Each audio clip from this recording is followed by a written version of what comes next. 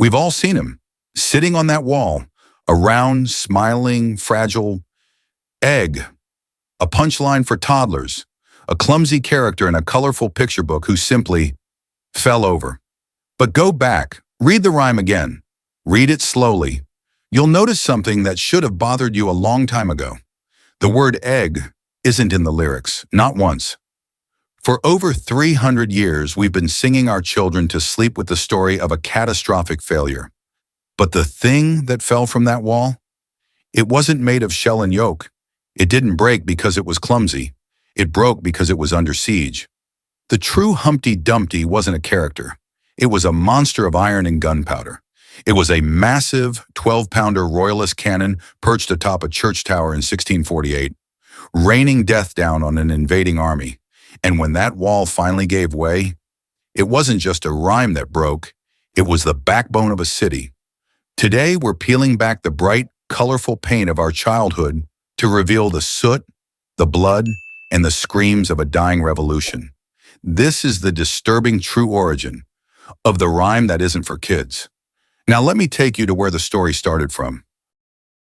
Humpty Dumpty. Think back to the first time you saw him. The striped trousers, the bow tie, the round, fragile face perched precariously on a stone wall. You can see it clearly, can't you? We all can. But here is the first crack in the shell. That image? It's a fabrication, a 19th century lie that we've all agreed to believe.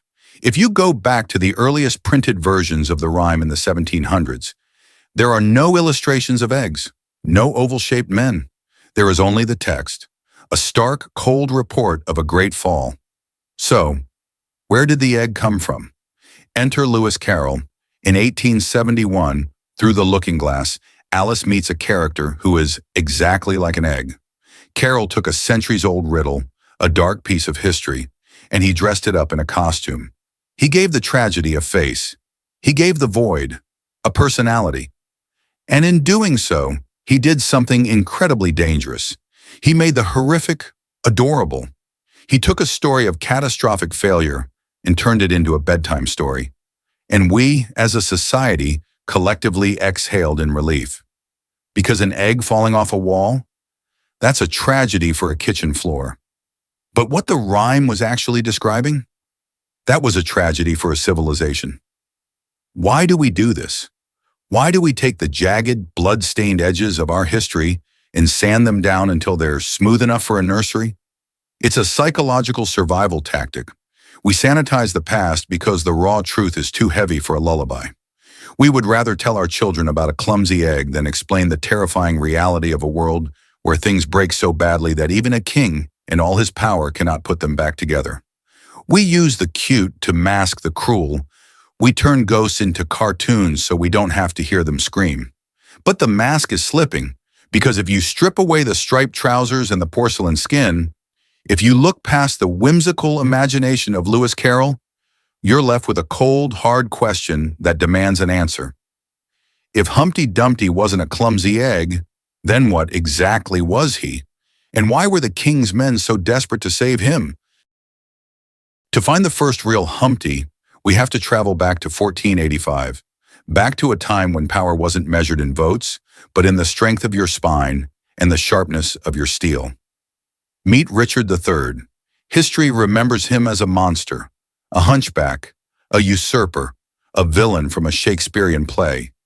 But in his own time, he was a man holding on to a crumbling kingdom with bleeding fingers. And on a swampy field called Bosworth, the rhyme began to write itself in the mud. The air is thick with the smell of wet iron and horse sweat. Richard is trapped. He's the last English king to die in battle, and he knows it. He isn't sitting on a stone wall.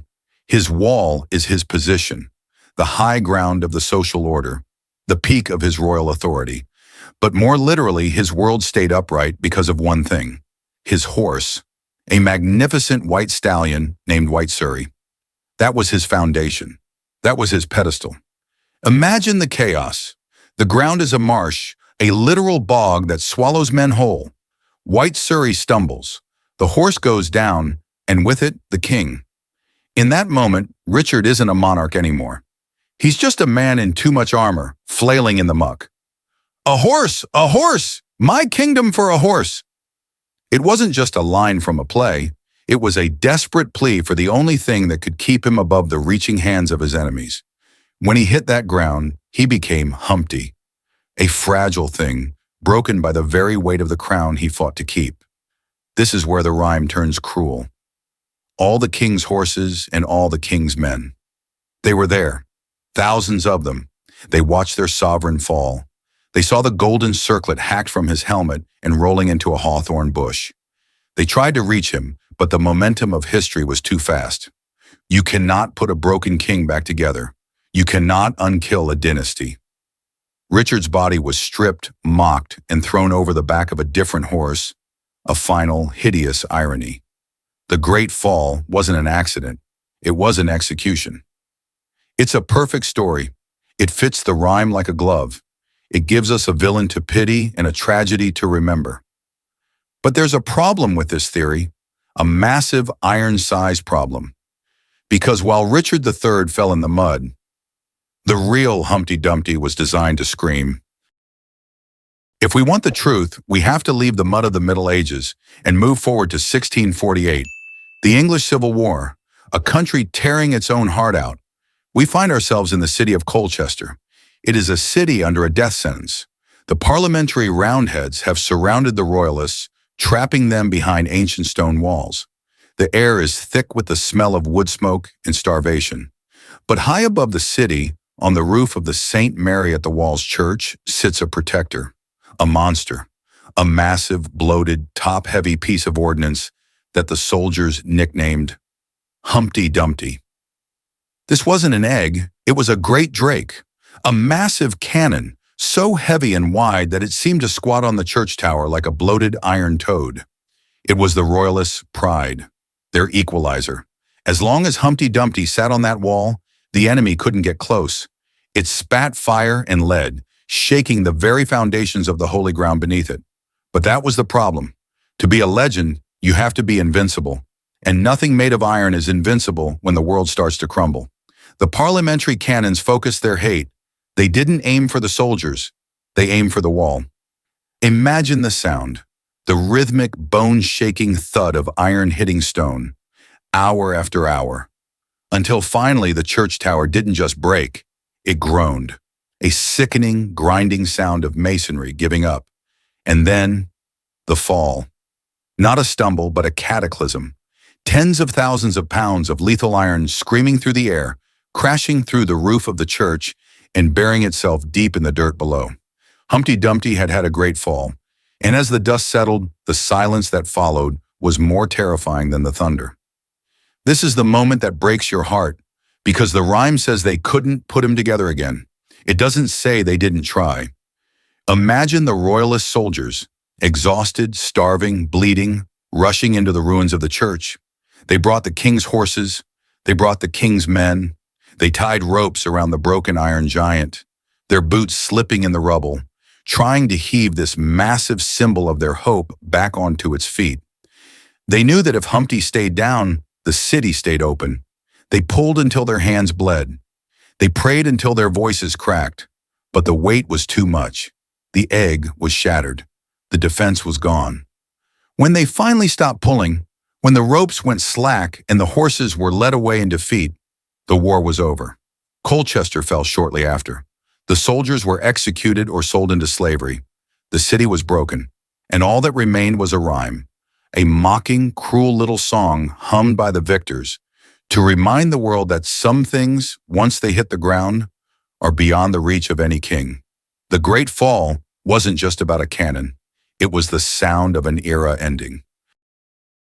Why? Why does this specific ghost haunt our nurseries? Thousands of cannons have fallen. Hundreds of kings have died in the mud. History is a graveyard of forgotten names and vanished empires. Yet we still teach our children the name of the one that broke. It's because Humpty Dumpty isn't just a record of a siege or a king. He is a vessel, a shapeshifter. Over the centuries, he has worn many masks to explain the unexplainable. Some scholars look at the sky and see a solar myth. The sun, that golden egg, falling behind the horizon every night. a great fall that no mortal power can reverse until the dawn. Others point to Cardinal Wolsey, the great boy of King Henry VIII, a man who climbed so high on the wall of political power that when he finally slipped, his fall didn't just break his career, it shattered the very Church of England. These stories are different, but the melody remains the same. It is always about the height and the inevitable drop. But there is a darker truth beneath the politics and the stars.